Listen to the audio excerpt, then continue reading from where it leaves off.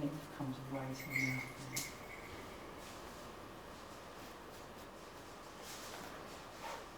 That's better. Okay.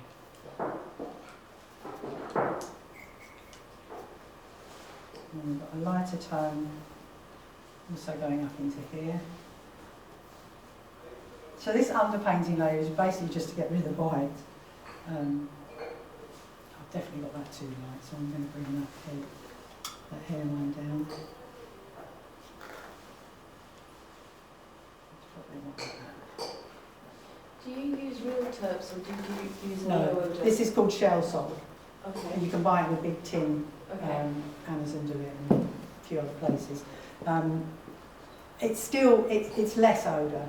Yeah. It's still, you know, I bought ideally. terps once for real, and I used it one day.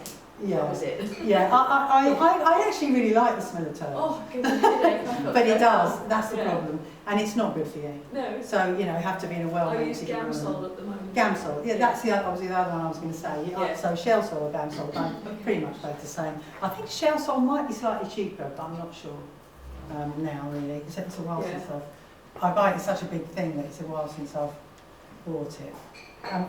Just throw it in. If you have any questions, please feel free just to ask away.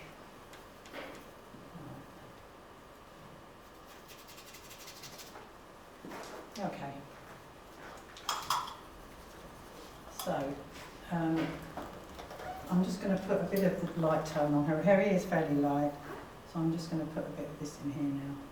I'll pick up some more paint.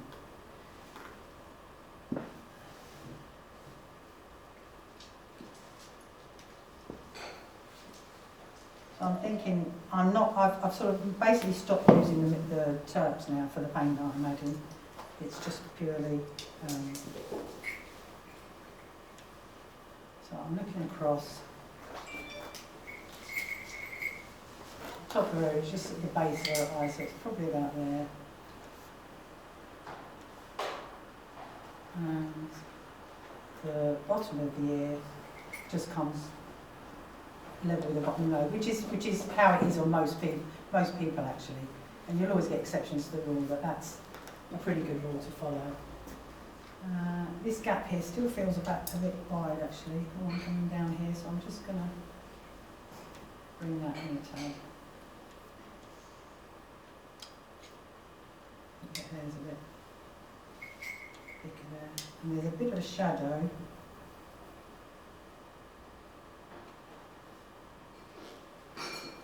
Just a subtle shadow coming from the hair down there. There's a shadow. Oops. A shadow under the ear here. Actually, I've got the angle of her ear in. It's too cute. The ear shadow is probably out there. And then the hair. It's not like that.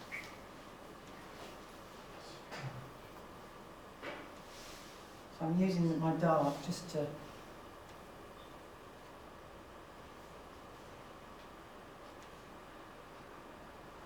get the shape of the ear in.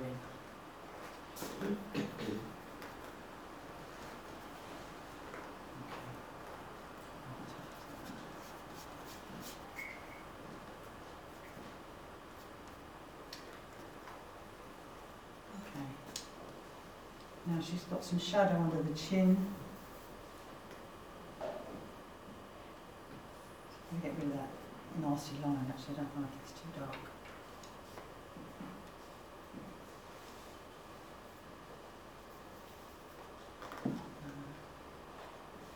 I'm just I'm painting and trying to think out loud so you can see what my thought process is, because I think that's probably the best way for you to see what's going on in my head when I'm painting all these thoughts. It's a bit like, I always find, it's a bit like a wrestling match.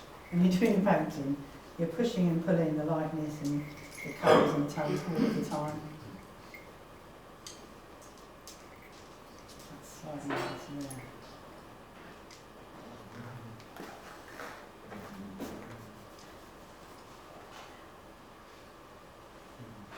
I'm not sure about that chin yet, but let's get the mouth in. Just with a bit thicker paint. She's got a fairly pale,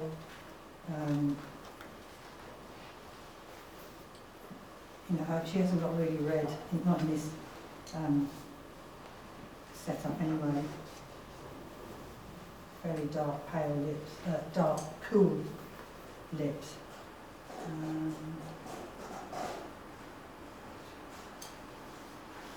So I'm just painting the whole shape that I see with the Cupid's bow. Bearing in mind my line that I initially put in, so that everything is, from down is on a straight line. She's got a fairly, because I'm looking, actually I was seated, she was seated quite high, so I know we were looking up, so you can see quite a lot of the base of her nose. So this gap here is fairly small on her from this angle. I'm just going to push that up a tad.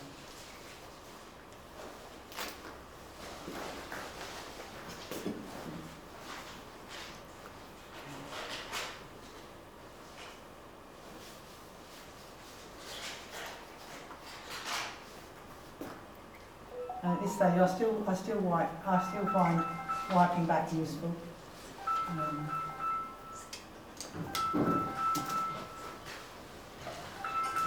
I tend to build my portraits up like a patchwork, so with marks all over the place rather than filling a whole area and filling a whole area. I just find it keeps my colours a bit cleaner.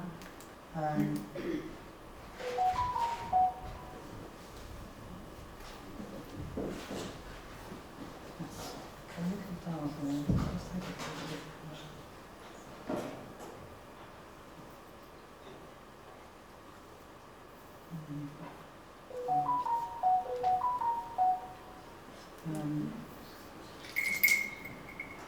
Bottom lip is always a bit tad lighter,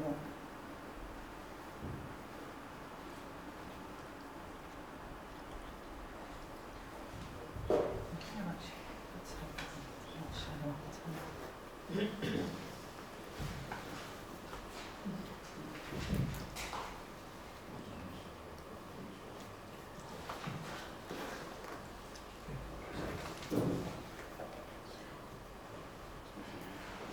Judging the height of the forehead at the minute because I think it's still a little bit high. Might be wrong. Because I brought these down a bit, I think it's.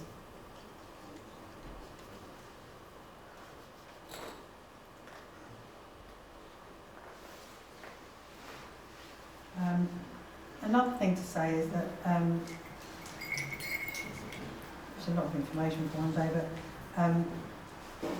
the scalp always is a bit, you tend to find the scalp's a bit warm around the hairline as well. She's got quite a red, for me when I'm looking carefully, she's got quite a red glow around her headline, so I'm just going to put a little bit more red in there. Just to warm that up a tad.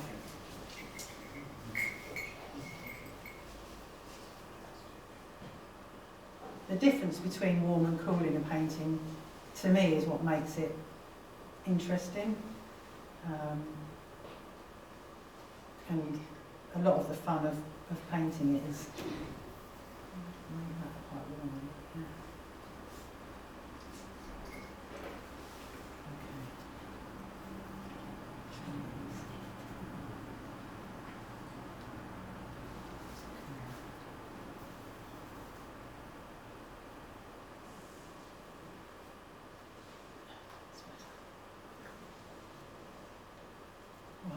Barbara, how long have we got? You have about 10 minutes. Okay. Yeah, perfect. Well, I'm going to get some colour on the neck now as well. I'm just going to try and get the underpainting done in this first sitting, actually. So I said the neck and now I go to the face. Get the light on that.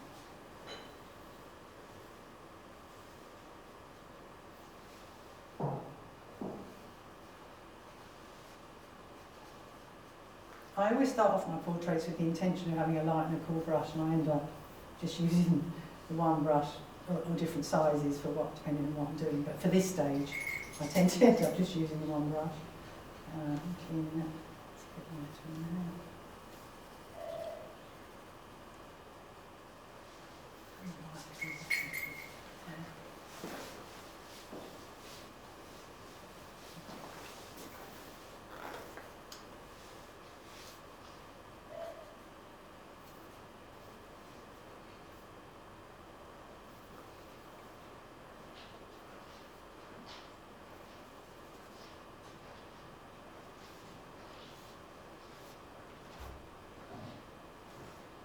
So I've overestimated the neck there.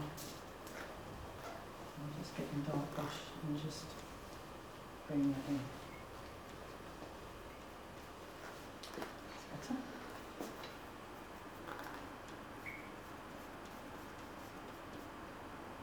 Which is going to bring this line in.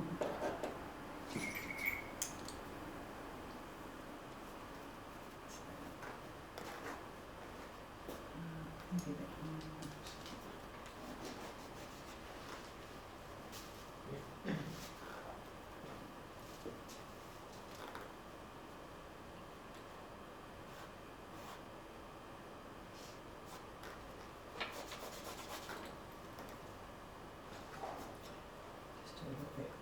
Drawing back in here.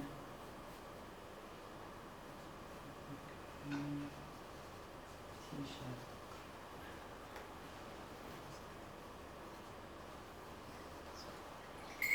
And this side. See, that's when I'm looking at this photograph, there really isn't any definition between where her neck ends and the background starts.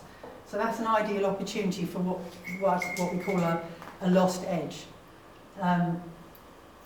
There are no straight lines, there are no lines and outlines in things, and you're going to get, you know, if you take nothing away from today, when you're painting anything, portrait or a still life or a landscape, lost and found edges are one of the most important things.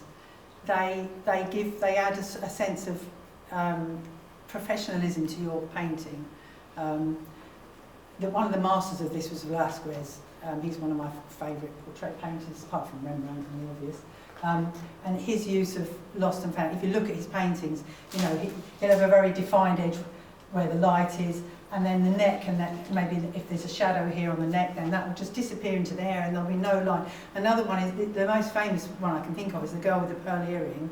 If you look at the nose, there's no line between, there's no tonal difference at all between the nose and that cheek on one side, and that's, you know, that's a lost edge, and lost edges in a painting will add just a realism to it when you look at it, because actually we focus on one thing and everything else blurs out. So it's a much more makes it look much more natural.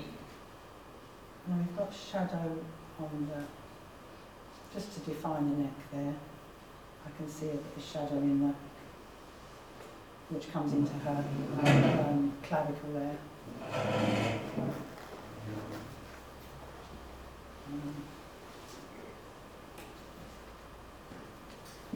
Actually, I find this gesso is not very good surface. I didn't sanded it enough.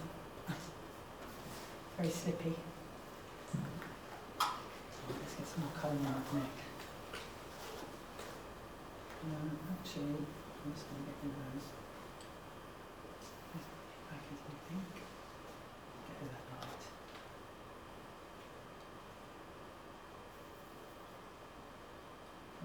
There's a nice little highlight actually just on that brow bone and under it, so I'm just going to place that for now. You'll quite often find that you'll get just a thin slither of light along the brow bone, just above the eyebrow and just under the eyebrow before the socket recedes. That's really useful shape to look for. She's got quite a light area on this part of her neck here where it's catching the light, and then here on the neck. And then it gets darker and cooler on my monitor. I can see on this. I can see the dark and cool a lot better than you can on that photograph. And I can see it gets quite cool in the neck there. So I'm going to mix almost a blue, a grey blue tone there. And it's a shadow, which that's too dark.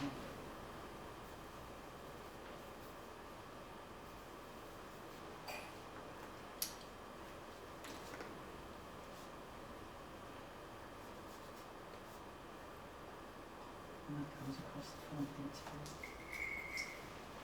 Actually, I'm going to use that. It's a nice grey blue.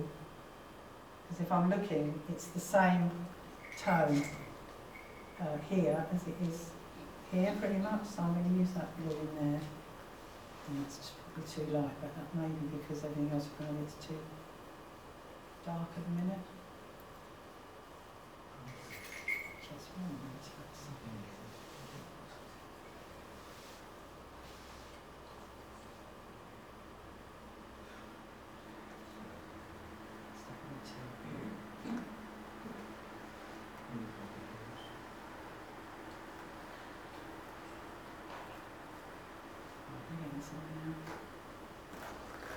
That's too light.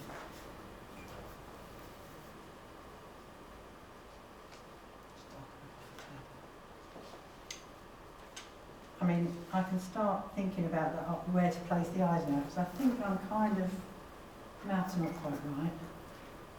An interesting thing to say is you can see she looks quite miserable there. That's because I've just roughly placed in the mouth. But when you're trying to capture expressions, the mouth, the eyes are important, but the mouth is what really makes or breaks the expression. And just by putting a little mark on the corners of the mouth are sort of probably the most important. What they're doing is the most important. Now I can see from her that this is very flat, that corner. And there's this a little dark there, it's probably too far out. A little dark mark, and it's just slightly low in that one, just in there. Another couple of minutes, Lisa. Yeah, okay. So you can see just by placing those marks in the right place, actually that's, just looking at that. So just place that. I still think I might have the nose a wee bit long. I'm going to push that shadow up a tad.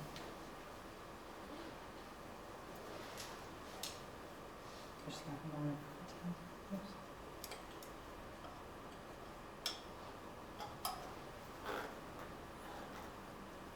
So I'm looking at this distance here.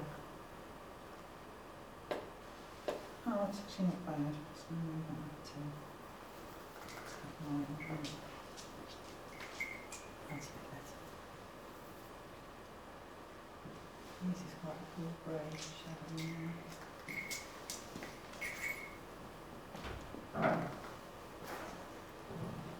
Okay.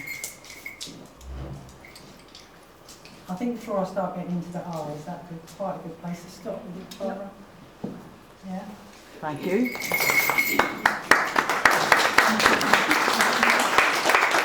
I've got some sketchbooks for you to have a look at if you want to look in the brain and feel free to look at them.